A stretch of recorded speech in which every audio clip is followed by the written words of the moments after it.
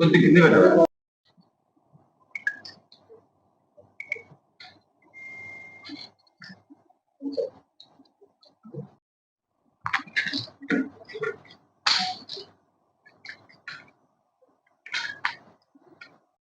తీసుకొని ఈ 25,000 token amount ఇవ్వడం జరుగుతుంది. దాని తర్వాత వీళ్ళ బ్యాంక్ అకౌంట్స్, ఆధార్ కార్డులు తీసుకొని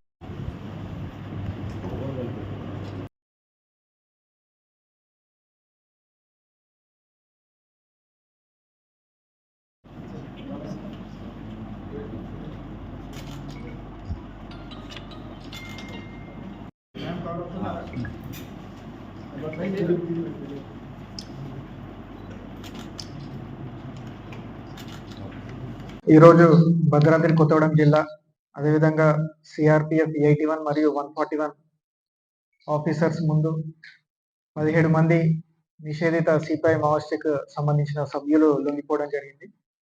దీంట్లో 2 ఏసీఎం ర్యాంక్ సభ్యులు ఉన్నారు. అదేవిధంగా 4 పార్టీ మెంబర్స్, 11 మంది మిలిషియా సభ్యులు ఉన్నారు.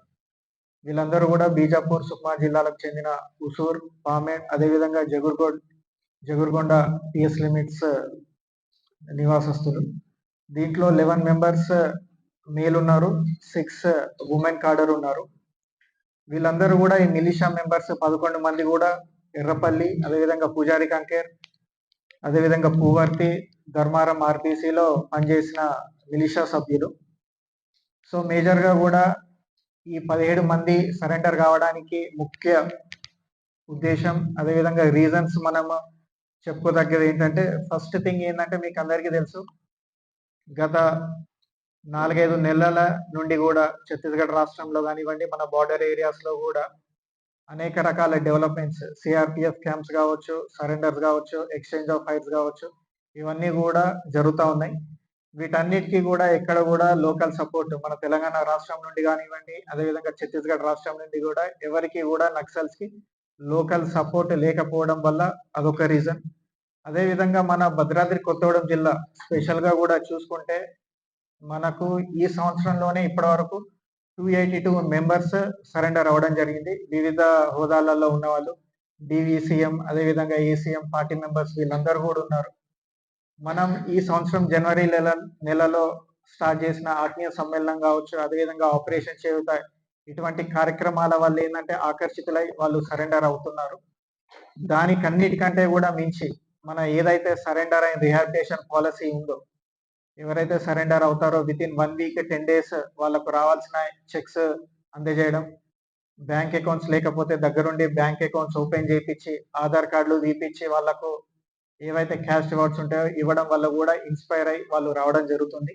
అంతేకాకుండా ఈ క్యాష్ రివార్డ్సే కాకుండా పోలీస్ స్టేషన్ వైజ్ కూడా వీళ్ళ డేటా తీసుకొని వాళ్ళకి ఇప్పుడు లైవ్లీహుడ్ కోసం ఎటువంటి అవసరాలు ఉన్నాయి, లైక్ కొందరేమో టైలరింగ్ మిషన్ కావాలన్నారు, కొందరు పెట్రోల్ బంక్ లో పనిచేస్తానని, అదేవిధంగా కొందరు ఐటీసీ అనేక సంస్థలలో పనిచేస్తాను.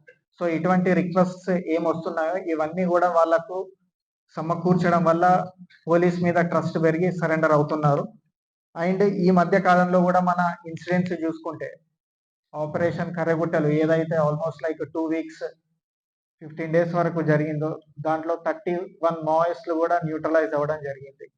అండ్ ఇంకొకటి యాజ్ ఏ జిల్లా ఎస్పీగా తెలంగాణ ప్రభుత్వం, తెలంగాణ పోలీస్ తరఫున కూడా నేను చెప్పేది ఏంటంటే, ఆ ఆపరేషన్ కర్రెగుట్టలు తర్వాత ఒక 20 మెంబర్స్ ములుగు జిల్లాలో అరెస్ట్ అవ్వడం జరిగింది. అంతేకాకుండా 12 వెపన్స్ కూడా రికవర్ చేయడం జరిగింది. సో వాళ్ళు ఇచ్చిన సమాచారం మేరకు కూడా మనకు ఇదివరకు ఎవరైతే నక్సల్స్ కర్రెగుట్టలు అనే ఒక బేస్ చేసుకొని అక్కడ ఆపరేషన్స్ చేద్దాం అనుకున్నారో అటువంటివి ఇప్పుడు సాగే ప్రసక్తే లేదు. ఎందుకంటే మనకున్న ఇన్ఫర్మేషన్ వాళ్ళు ఎక్కడెక్కడ ఉన్నారు, ఎక్కడెక్కడ వాళ్ళ గుడారాలు ఉన్నాయి, ఎక్కడ హైడింగ్ ప్లేసెస్, ఇన్ కేస్ ఏమైనా అటాక్ అయినా కూడా ఎటు ఏ ఏరియా నుంచి ఎస్కేప్ అయ్యే రూట్స్, గ్రాసరీస్ ఎక్కడ ఉన్నాయి, ఇవన్నీ కూడా మనకు క్లియర్ కట్ ఇన్ఫర్మేషన్ ఉంది కాబట్టి వాళ్ళకి ఇప్పుడు కర్రెగుట్టలు అనేది కూడా సేఫ్ ఆప్షన్ కాదు. అంతేకాకుండా రీసెంట్ గా కూడా మనం చూసినాం, సిపిఐ మావోయిస్ట్కి సంబంధించిన జనరల్ సెక్రటరీ కూడా న్యూట్రలైజ్ అవ్వడం జరిగింది. సో ఈ నక్సల్ కాడర్స్ లో కూడా ఒక అభద్రతా భావం అనేది ఇప్పుడు స్టార్ట్ అయింది. వాళ్ళ మొరల్ కూడా చాలా డౌన్ అయ్యి ఒక జనరల్ సెక్రటరీ స్థాయి కాడర్నే రక్షించుకోలేని నక్సల్స్ ఈ డివిసిఎం కానివ్వండి, ఏసీఎం కానివ్వండి, స్టేట్ సెక్రటరీలు కానివ్వండి, వీళ్ళను ఏ రకంగా కాపాడుకుంటది అనే ఒక క్వశ్చన్ రేజ్ అయింది. సో యాజ్ ఏ జిల్లా ఎస్పీగా నా రిక్వెస్ట్, ఇప్పుడు మీకు ఎటువంటి ఆప్షన్ కూడా లేదు, ఓన్లీ సరెండర్ అవ్వండి. మీకు ఏదైతే ప్రతిఫలాలు రివార్డ్స్ ఉంటాయో వెంటనే మీకు అందజేయడం జరుగుతుంది. అది కాకుండా మేము ఇంకా ఐడియాలజీ అని మీరు ముందుకెళ్తే మాత్రం పబ్లిక్ నుంచి సపోర్ట్ ఉండదు. అదేవిధంగా సెక్యూరిటీ ఫోర్సెస్ కూడా, మీరు ఛత్తీస్గఢ్లో చూసుకుంటే అనేక సిఆర్పిఎఫ్ క్యాంప్స్ అనేది స్టార్ట్ అయినాయి. ఎక్కడ కూడా మీకు ఎటువంటి తావు లేకుండా మీ ఏరియా ఆఫ్ ఆపరేషన్ ఇదివరకు బీజాపూర్, సుక్మా జిల్లాలో చాలా పెద్దగా ఉండేది. Over the period of time అది చాలా చిన్నగా అయింది. మనకందరికీ తెలుసు అబూజ్మడ్ ఏరియా అంటే అసలు సెక్యూరిటీ ఫోర్సెస్ పోలేని పరిస్థితి ఒకప్పుడు. బట్ ఇప్పుడు అటువంటి ఏరియాలలోనే ఒక జనరల్ సెక్రటరీ స్థాయి అతను చనిపోవడం జరిగింది. సో ఏ ప్లేస్ కూడా మీకు సేఫ్ లేదు. So I request all party cadre కింద మిలిషియా సభ్యుల నుంచి మొదలుకొని సిసిఎం మెంబర్స్ వరకు వీళ్ళందరూ కూడా ముందుకు రండి. మీరు జనజీవన స్రవంతిలో కలవండి. మీ ఐడియాలజీ ఏదైతుందో లైక్ డెవలప్మెంట్ ఓరియంటెడ్ అంటున్నారు కాబట్టి మనం కలిసి కట్టుగా డెవలప్మెంట్ కోసం కృషి చేద్దాం. Thank you.